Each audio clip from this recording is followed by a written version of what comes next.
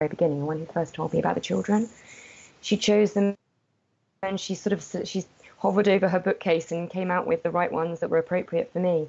And interestingly, I've tried to loan them to people since, and they just can't get into them. But they're people that were just starting out, and I think maybe they weren't quite at that level yet. They weren't quite ready for them. So these things are quite personal, aren't they, to where you are on your journey? Right.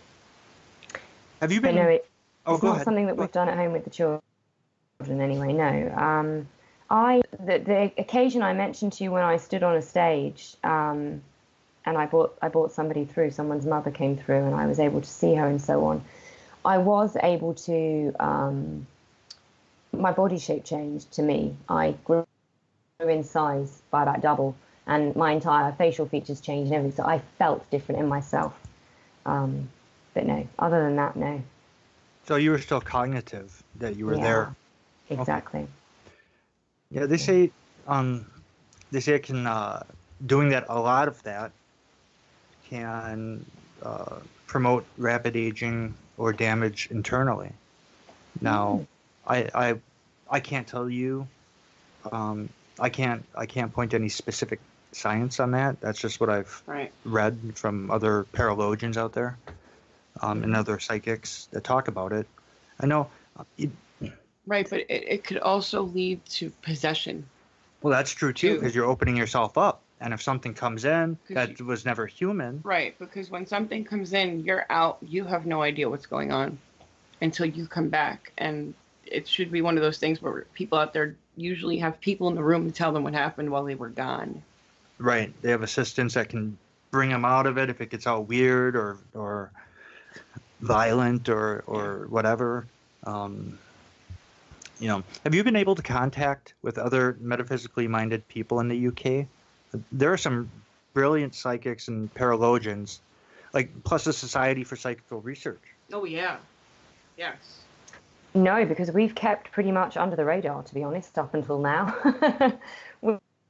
we really have. We haven't shared this with anyone we know. The only real exploration that we've done has either been between Faith and myself and Spirit, asking questions and getting our answers and being guided and being told answers to things that for our own development, or it's been myself going to spiritual workshops and development workshops and meeting different psychic mediums and that way. No. So other than that, no, I haven't particularly. Not yet. Stepped out of that. Not yet. No, exactly. We had touched before on past lives. Mm-hmm. Has Faith mentioned anything to you regarding that, or have you experienced anything regarding something that could be considered a past life regression or memory or what have you? We haven't explored it properly. We know a little bit. So I know that I've always had a fascination with the war. Well, both the wars, and a number of the guides I have, well, a couple of them are people that were with me in those wars when apparently I was a nurse. I have a guide called Maddie. I say she's a guide, actually. I'm not sure she is a guide. I think she's just a friend that I used to know in that previous lifetime who still visits me. But she doesn't visit me for very long, and I don't actually think she has a role in terms of supporting me. She just comes to check up on me now and again. But we were nurses together apparently in the war. It's interesting. I've always had a fascination with the war. It's interesting how that kind of comes through as well. I've also had a guide, a man. I haven't worked with him actually since my own development's come on, but he's someone that I was told about at a development workshop who was telling me that I could do it. I was strong enough to do it, and it turned out we were in the trenches together apparently. And he was encouraging me to say, just like when we were in the trenches, you can do it. Whatever it was at the time. This is going back a few years. So there's somebody else that's obviously visited me that I used to know back in that day. Tom himself has had visits from a little sailor boy who apparently was a brother of his in a former lifetime, and they drowned on a ship together. Which is tough when you're about 7 and someone's telling you that. These are the sort of things that you think, crumbs, is this okay for my children? Because he's quite little, and that was quite scary for him to hear that. But and he has had, always had a fear of water. He has a bit of a fear of water. He can't watch movies like, he's 12 now, so he should be able to, but he can't watch movies like Titanic at all.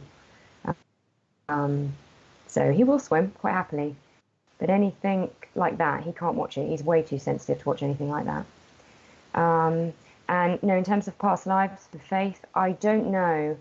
We've not really explored that, but I do know that we've been together in past lives, which she's told me that before.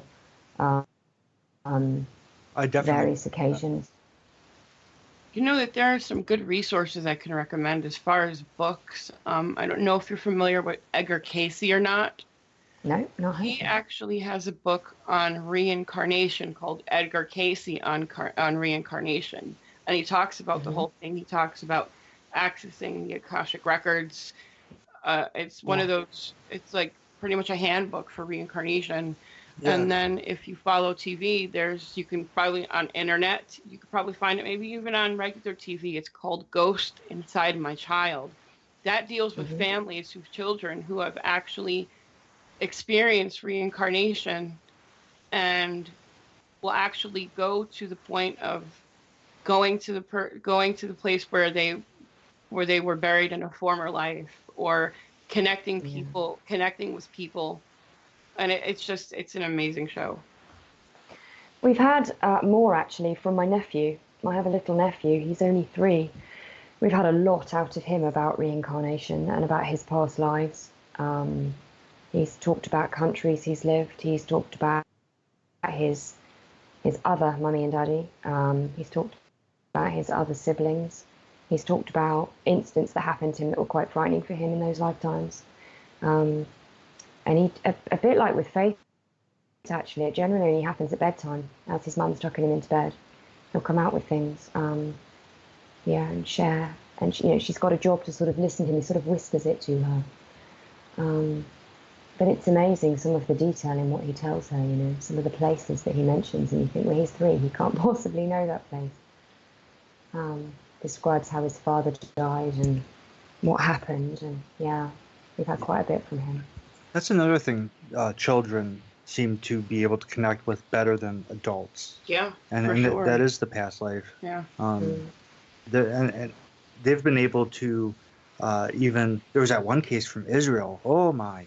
Oh, yes. That boy was this little kid came face to face with this older guy in a village who was the person who had killed him in his past life. Well, surrounded by people, the kid called him out and said, I remember you. You're the guy that killed me when I lived before, and you buried me over there. Yeah. And then he points and he takes the whole mob with him to the spot where, sure enough, the guy was buried. Yeah. It turned out it was the guy's neighbor in the past life. Yeah. And that the guy killed him with an axe and buried him in the back. Yeah, they had a dispute over something, and it got to the point where the kid even called him by his name.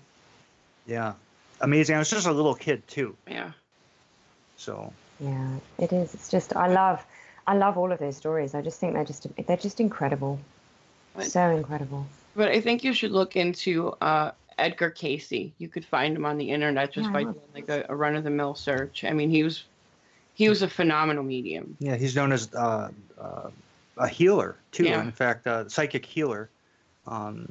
He's written so many books. He's got there's a whole Edgar Cayce Institute for metaphysics. Yeah.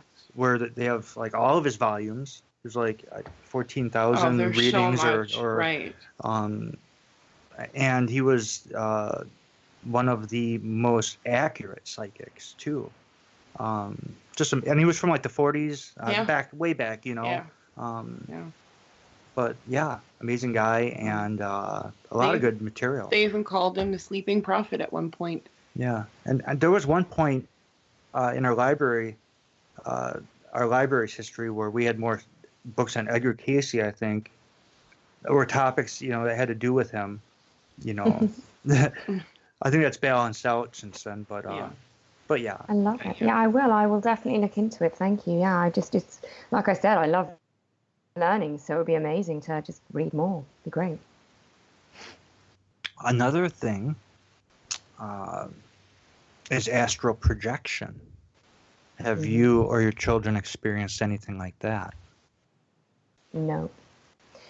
In all honesty, everything that we've experienced it's just visits from loved ones or guides with messages to pass. We've not had any of those experiences, no. Not to my knowledge, anyway. And, have you considered that with all the guidance from you, that your children, certainly Faith, well, Tom too, will be exceptional psychics? Yeah, I have a feeling that they will be. My instinct says that I honestly believe the book Raising Faith, I honestly believe it's the start of something, and it's the start of something that involves them. I did actually say this to Faith yesterday. I think she has so much to offer the world. Her strength and her abilities. She's always wanted to be a teacher. And I suggested to her yesterday, I said, it wouldn't surprise me at all if the kind of teacher you are is not the one you're expecting to be, but actually is a teacher for children like you. You've got so much that they could learn from you, because she's such a strong, wise child. I just think she'd be amazing, an amazing support, an amazing person to share from first-hand experience. I do think, I think they'll go on and they'll do more with this that will help others like themselves. But, only time will tell, really. Whatever's meant for them, they've got to enjoy whatever it is to be living that life purpose. So it'll be whatever it'll be. Right. It wouldn't surprise me at all. We always say happiness, or the meaning of life is happiness without hurting other people in the process. Yes. Yeah, I think I see in my job as a homeopath, I just see so many people unhappy in their lives or in their careers, and it's a great shame, because I honestly believe we're supposed to love what we do, and that's how we get fulfilled, is to love what we do and to help other people. And I think everybody has that human need in us. So yeah, I hope one day they find the role that's for them, that lights them up, that they love doing, that they're good at.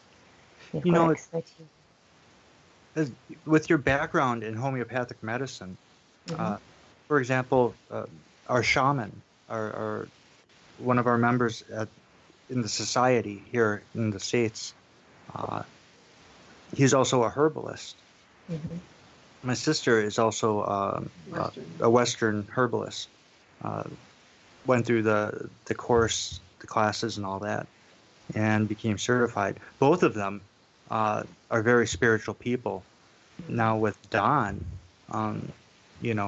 that goes hand in hand. I'm not surprised at all that you would be open to not only open to metaphysics, but be able to identify what's going on and to come to terms with it, especially in an area where, there's a lot of, I won't say ignorance, but, Yeah, I do know. Interestingly, though, Kevin, most homeopaths in this country are not. Only recently there was a post on one of the homeopathic sites about a child who was having these horrific nightmares, and was really sick, was really poorly. And apparently mum had tried all sorts of different things, and this homeopath was asking other fellow homeopaths for homeopathic remedies that could help him. People were making their suggestions, and I plucked up the courage, because in the end I knew, I thought, this isn't a job for a remedy, this is a job for a psychic medium. This boy has an attachment.